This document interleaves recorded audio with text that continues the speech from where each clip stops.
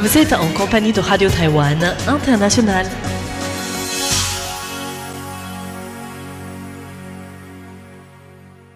Bonjour et bienvenue en compagnie du service français de Radio Taïwan International. C'est François-Xavier Boulet pour vous accueillir et vous présenter le programme de ce mercredi 21 janvier. Vous pourrez suivre tout d'abord l'actualité taïwanaise du jour avec le journal de l'information présenté par Florian Dai.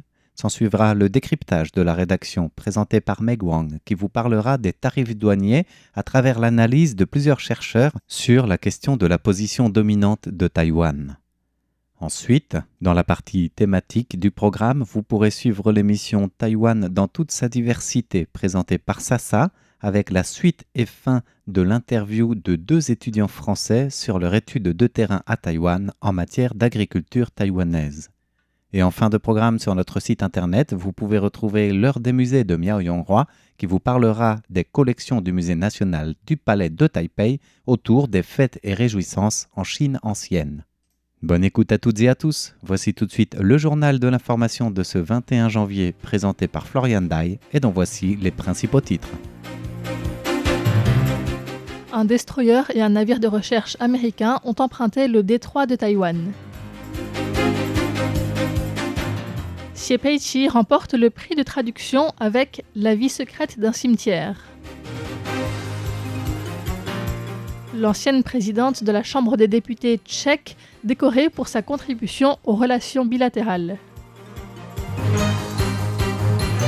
Un destroyer et un navire de recherche américain ont emprunté le détroit de Taïwan. 2 navires de guerre américains ont traversé le détroit de Taïwan vendredi et samedi dernier. Le passage du destroyer lance-missile USS John Finn et du navire d'études océanographiques USNS Mary Sears a été confirmé par la 7e flotte américaine dans un communiqué cité par USNE News le 17 janvier. Le site web de la marine américaine indique que le navire Mary Sears est capable de scanner les fonds marins, de cartographier le relief sous-marin et de collecter les données acoustiques et physiques sous-marines, des données qui peuvent directement soutenir des opérations de guerre sous-marine.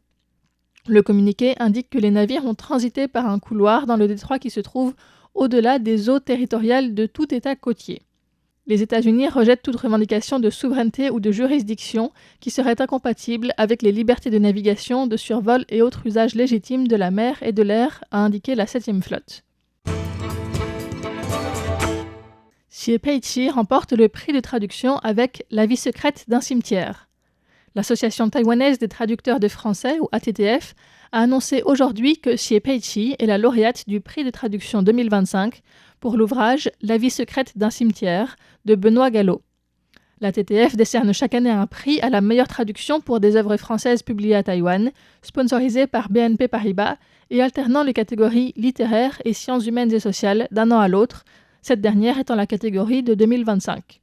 Suivant la nomination de 5 ouvrages en novembre dernier, le jury final, composé de 5 personnes, s'est réuni le 11 janvier pour délibérer, noter chaque traduction et choisir la lauréate. Selon Caroline Jortet, qui fait partie du jury, c'est une traduction exceptionnellement fluide. On y retrouve toute la délicatesse et la musicalité du texte français, tandis que la traductrice guide avec beaucoup d'habileté les lecteurs sinophones vers les recoins méconnus du Père Lachaise. L'ancienne présidente de la Chambre des députés tchèque, Markéta Pekarová-Adamová, décorée pour sa contribution aux relations bilatérales. Le président Lai Ching-te a reçu hier l'ancienne présidente de la Chambre des députés tchèque, Markéta Pekarová-Adamová, pour lui remettre l'ordre de l'étoile brillante avec spécial grand cordon, une décoration visant à reconnaître sa contribution au développement des relations entre Taïwan et la République tchèque. Le partenariat taïwano-tchèque repose non seulement sur des valeurs partagées, mais recèle également un potentiel économique considérable sur le long terme. À l'avenir, Taïwan continuera de collaborer avec la République tchèque afin de multiplier les opportunités de coopération et d'écrire un nouveau chapitre dans le développement de la profonde amitié qui unit Taïwan et la République tchèque. Lai Ching-te a rappelé que Pekarová-Adamová avait mené en 2023 une délégation de 160 personnes à Taïwan, une visite qu'il a qualifiée de jalon dans les relations bilatérales. Pekarova Adamova a promu les relations entre Taïwan et le Parlement tchèque et a personnellement facilité l'échange qui a permis l'exposition d'objets du Musée national du Palais en République tchèque. Présente à Taïwan jusqu'à samedi, elle a parlé de la médaille comme d'un symbole d'amitié entre Taïwan et la République tchèque et comme un engagement à continuer à construire des ponts entre nos deux pays, nos cultures et nos peuples. Une proposition de loi accélérant les ventes d'armes à Taïwan présentée à la Chambre des représentants. Suite au passage du Porcupine Act au Sénat américain en décembre dernier, le député républicain Rob Wittman a présenté hier le même texte bipartisan à la Chambre des représentants. Le Porcupine Act, acronyme anglais de la loi visant à fournir à nos partenaires régionaux une protection renforcée dans des environnements hostiles, comprend des modifications à la loi sur le contrôle des exportations d'armes.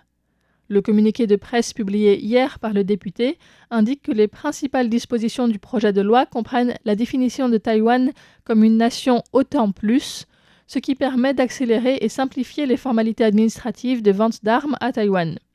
Le communiqué précise que Taïwan, partenaire régional essentiel pour les États-Unis, est confronté à des actions intrusives de plus en plus fréquentes de la part du Parti communiste chinois, ce qui rend plus crucial que jamais de garantir que Taïwan dispose des capacités militaires nécessaires pour se défendre.